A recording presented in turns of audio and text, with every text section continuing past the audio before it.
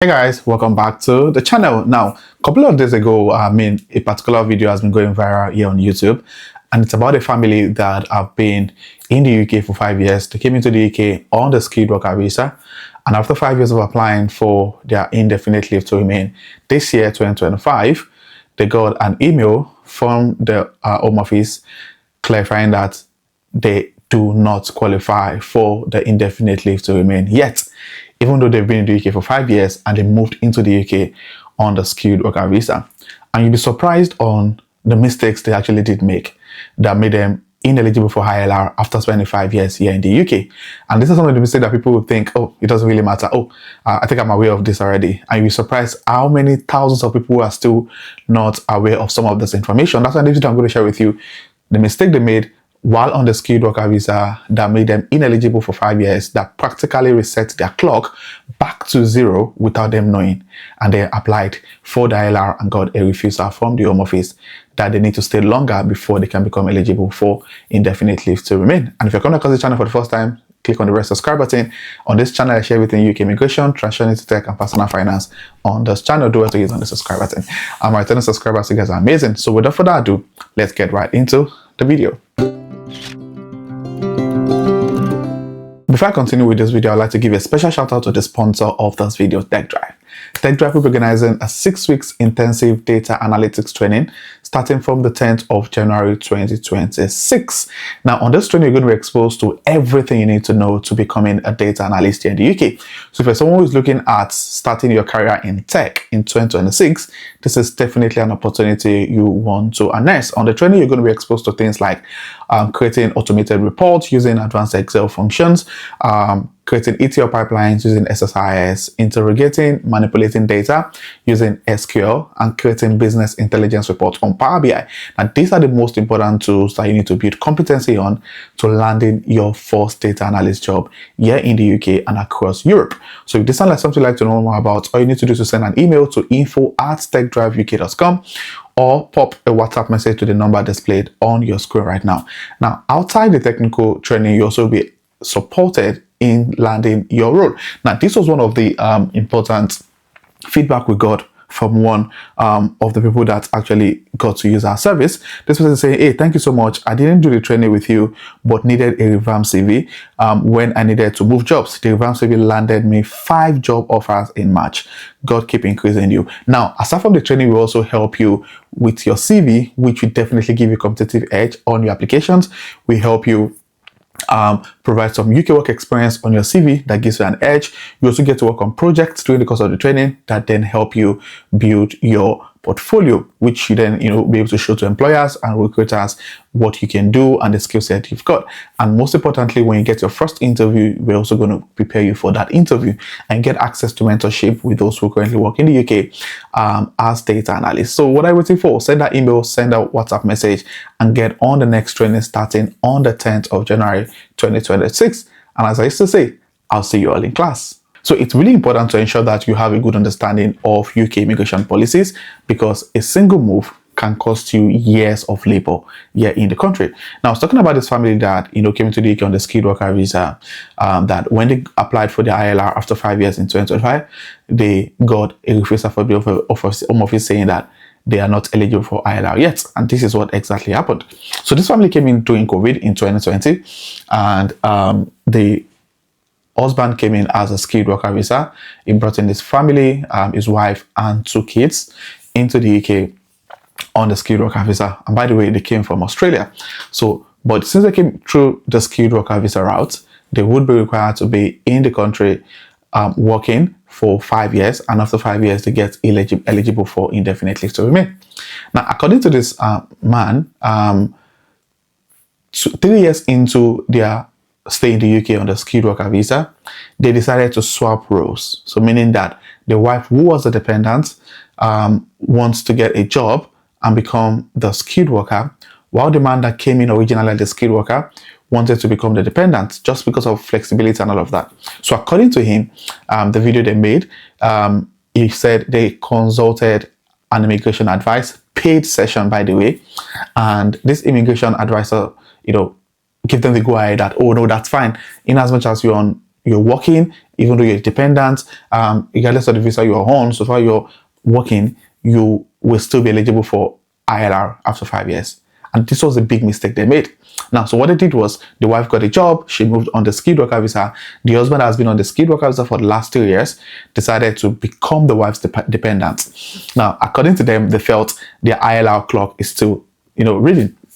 Now, in 2025 this year, they then decided to apply for indefinite leave to remain, hoping that the time they've both spent on the skilled worker visa and the dependent visa would count as the 5 years requirement for ILR. And they got it after they applied. I mean, they spent thousands of pounds to apply, tens of thousands, by the way. And they got a feedback from the office saying that they are not eligible for ILR yet. They need to wait for another 3 years before they can become eligible for indefinite leave to remain. They were shocked. And by the way, when they wanted to apply for ILR, they actually applied with the help of an immigration consultant. That was what they said in the video. And I was surprised how the immigration consultant actually helped with the application without being aware that they're actually not eligible yet because of the switch and the swap they did on their visa categories.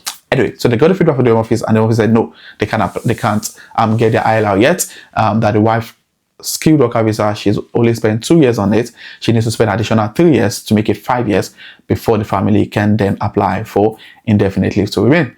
And yeah, they really got so sad. I mean, according to him, they actually live in the UK and they can't go through the whole hassle for the next 3 years due to the uncertainty around UK immigration policies.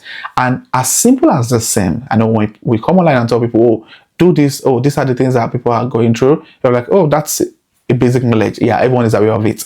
Can you see how surprising it is? I had a conversation with a family a few months ago, and I was surprised by the response I got from them. So they were also trying to do exactly the same thing that this family I talked about did. And I was like, oh no, please, hope you're aware that if you swap roles, you would have to restart your ILR eligibility clock back to 0. And they're like, oh no, I thought if I'm a dependent of a skilled worker, it still can't, even while I was a skilled worker visa. No, it doesn't. If you swap from a skilled worker to a dependent, you're starting your 5 years requirement for ILR all over again. You're restarting your clock. Please don't make that mistake if you're looking at swapping with your family, with your partner. Now, it makes sense for you to do that if, say, for example, I had a situation whereby the man and the wife were both on the skilled worker visa, and there was a need for one of them to actually step down to the dependent visa, so that, I mean, they both don't want to get stuck to their current employers. And even though it makes sense for them to do that, they also need to understand the implication and the impact of that decision on their ability to apply for indefinite leave to remain. Now, because they've only spent I think 8 months at that time on the skilled worker visa, it just kind of makes sense. I mean, 8 months is not a whole lot of time to lose to start all over again. And they switched. By the time they were eligible for ILR, I mean, the partner that was on the skilled worker, that remained on the skilled worker visa, became eligible for ILR before the other partner that got on the dependent visa, for obvious reason, because of the 8 months that was lost on the skilled worker visa. So I think it just makes sense to have this knowledge, and you'll be surprised how much people don't really have some of this information. And that's why on this channel I share people's experiences, people's mistakes, so that you and I can avoid those mistakes on this journey. I mean, imagine having to spend another, according to him, they've got to spend another £8,000 to renew the children's visas. They also have to spend another, tens of thousands of pounds to renew the entire family visa, basically, which was a whole lot of cost for them. And according to him, they've decided to leave the UK. Now, that's one of the ways that your pathway to ILR clock can be reset back to 0.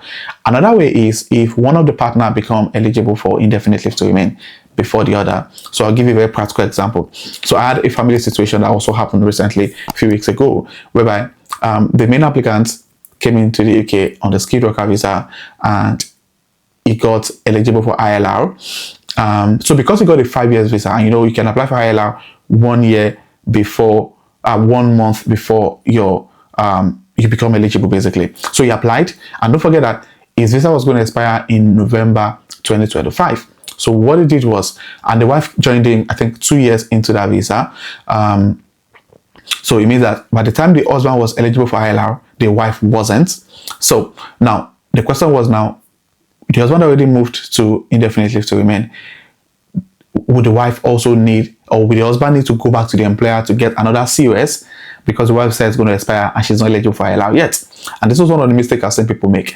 Now, if the wife is applying for her own visa, she should not apply as a dependent under the husband's ILR. If she does, she's going to restart her clock back to 0. So what she will need to do is that the old COS the husband used while he was on the skilled worker visa is the exact same COS that the wife would use to renew her visa. She should not renew her dependent visa on the husband's indefinite leave to remain.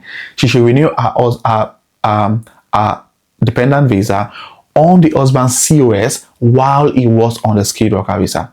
I've seen people make these mistakes and it definitely reset their clock. So you don't want to fall into that trap. So ensure that when you're swapping or you're renewing your visa and your partner already got ILR, don't renew under the ILR, renew under their skilled worker COS that has expired. And I mean, that's the next thing people say. But the COS has expired, yes, renew. When you apply, we did exactly the same thing last month and we got a positive response on the Home Office. Now, when you apply with your husband's COS that expired, when the Home Office is looking at your application, they check your main applicant and say that, oh, your main applicant is already on indefinite leave to remain. They're going to approve that your renewal and give you another 3 years, which by the time the 3 years is going to expire, you're already eligible for indefinite leave to remain. So please, let's make sure that we're aware of this little information so that you don't reset your clock back to 0 and have to start your pathway to indefinite leave to remain over again. If you have any questions, take those questions in the comment section. And if you're coming across my channel for the first time, do want to hit on the subscribe button to join the amazing growing family. And my returning subscribers, thank you guys for being here. I really do appreciate you guys. So this will be the end of the video, and I'll see you guys in my next video. Thank you.